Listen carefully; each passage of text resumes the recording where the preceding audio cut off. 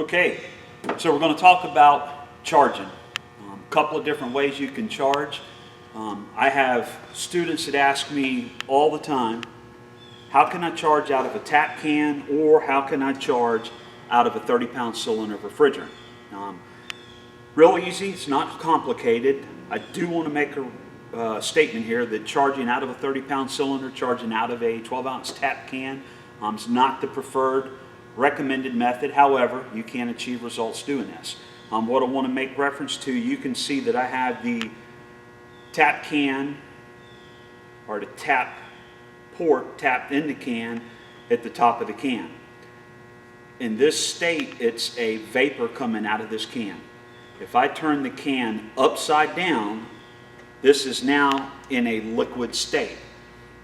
So I can set the can down. Previous video I made reference that when we charge as a liquid, we only want to charge on the high side of the system with the compressor not running. Vehicle's not running, compressor naturally is not on. I'm going to go to my manifold set and I'm going to open my high side gauge, and you'll see the high side gauge will start climbing. As well, once some pressure starts getting in on the high side of the system, the low side gauge will start climbing also. The refrigerant, the liquid refrigerant, is moving to and through the expansion device. It's starting to equalize pressure on both sides. See how both gauges are moving? Now, there's not enough pressure in this 12-ounce can to force all of the liquid refrigerant in this position in the can into the system. So what I would have to do at this point, close the high side valve down. Now I would need to crank the vehicle up, make sure the can is back in the upright position. It's now in a vapor state. I'd crank the vehicle up, make sure the compressor is engaged. Then I would open the low side valve. With the compressor running, the compressor is now sucking the vapor out of the top of the can.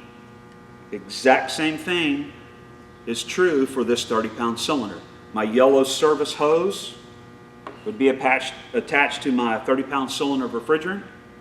With the cylinder in this upright position, I take the service cap off. You can see I have my service port. I would thread my yellow service hose to this port.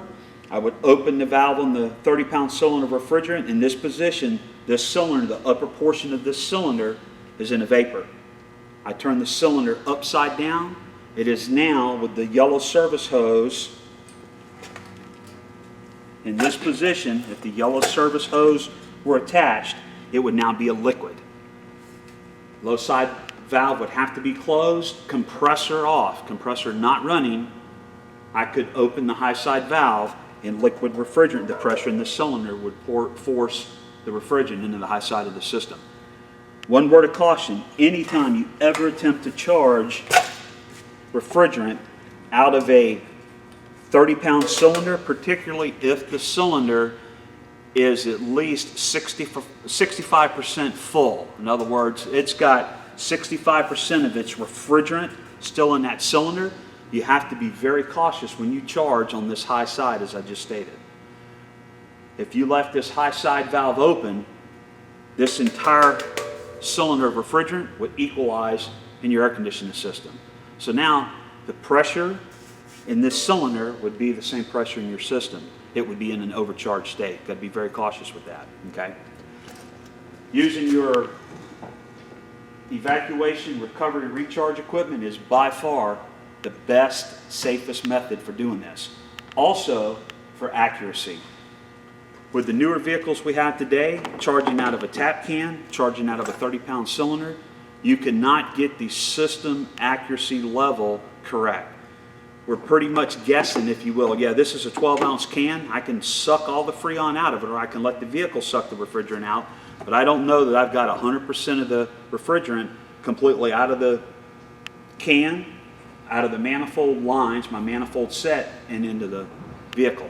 Okay, a lot of the newer vehicles today run anywhere from a pound to pound and a half of refrigerant. A couple of ounces low on refrigerant can affect vent temperature as much as 3 to 5 degrees Fahrenheit. you live in a very warm climate, 95-degree day with 90% humidity, a couple of degrees out of the vent is going to make a huge difference. Again, using recharging equipment is by far the best method for charging the system. Quite honestly, I don't recommend charging out of a 12-ounce tap can or a 30-pound cylinder unless you've got a good deal of experience charging any vehicle these two methods. Again, I get asked this often. I like to demonstrate and show you how to do it. This by far is the best method. Next video that I'll make for us will be using this equipment right here, charging this system to the correct level.